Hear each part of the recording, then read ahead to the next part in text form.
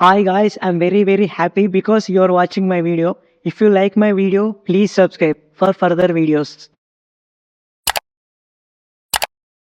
Coat ఈ movie చూడడానికి most interesting point ఏంటంటే ఈ మూవీ ప్రీ రిలీజ్ ఈవెంట్ లో నాని గారు ఈ మూవీ నచ్చకపోతే నా హిట్ 3 మూవీ ఎవరు చూడొద్దు అన్నాడు. సో దాంతో ఈ మూవీ పైన ఇంట్రెస్ట్ స్టార్ట్ అయింది. నాని గారు చెప్పారంటే ఇందులో ఏదో సంథింగ్ ఉంటుందని అనిపించింది. సో అందుకే ఈ మూవీ చూసా. ఇందులో ప్రేమలో అనే సాంగ్ అయితే చాలా బాగుంటుంది. యూట్యూబ్ లో కూడా మంచి మిలియన్ వ్యూస్ తో వెళ్తుంది. ఈ సాంగ్ వల్ల కూడా మంచి హైప్ అయితే క్రియేట్ అయింది ఈ మూవీకి. తెలుగులో కోర్ట్ రూమ్ డ్రామాలు చాలా తక్కువ వచ్చాయి. ఎలాంటి హీరోయిక్ ఎలివేషన్స్ లేకుండా ఈ మూవీని చాలా రియలిస్టిక్ గా తీశారు. ఇక ప్లాట్ విషయానికి వస్తే విలేజ్ లో మంచి పేరు, పరపతి, పొలిటికల్ మరియు అధికార బలం ఉన్న వ్యక్తి మంగపతి అంటే శివాజీ. తన కుటుంబానికి చెందిన జాబిలి అంటే శ్రీదేవి ఒక తక్కువ స్థాయికి చెందిన అబ్బాయిని అంటే చందుని లవ్ చేస్తుందని తెలుసుకొని అతని మీద ఫాల్స్ కేసులు, మరీ ముఖ్యంగా పోక్సో కేసు పెట్టించి జైల్లో పెట్టిస్తారు.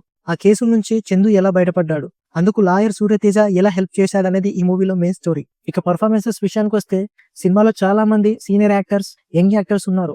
అందరూ ఉన్నప్పటికీ తన స్క్రీన్ ప్రెజెన్స్ ని టెరిఫిక్ డైలాగ్ డెలివరీతో అందరిని డామినేట్ చేసేశాడు శివాజీ. మంగపతి క్యారెక్టర్ లో అయితే శివాజీ జీవించేశాడు. నిజంగానే మన ఇంట్లో బాబాయ్, మామయ్య లేదా తాతయ్యలు గుర్తొస్తారు. చాలా రిలేటబుల్ క్యారెక్టర్ ఇది. మరో సీనియర్ యాక్టర్ సాయి కుమార్ గారికి కూడా మంచి క్యారెక్టర్ ఉంది ఈ సినిమాలో. సెకండ్ హాఫ్ లో ప్రియదర్శి ఇంటికి వెళ్లి సాయి కుమార్ చెప్పే డైలాగ్స్ మీనింగ్ఫుల్ గా ఉంటూనే మనల్ని ఆలోచింపజేస్తాయి. ఆ సీన్ ని కంపోజ్ చేసిన విధానం కూడా బాగుంటుంది. ఎంగేజింగ్ కోర్ట్ రూమ్ మూవీస్ కి గ్రిప్పింగ్ స్క్రీన్ ప్లే చాలా అవసరం. ఆర్గ్యుమెంట్ లో లాజిక్స్, మిస్టరీలు ఎంత బాగా వర్కౌట్ అయితే సినిమా అంతలా ఆడియన్స్ కి నచ్చుతుంది. ఈ సినిమాలో ఈ రెండు ఇంకాస్త బెటర్ గా ఉంటే బాగుండు అనిపించింది.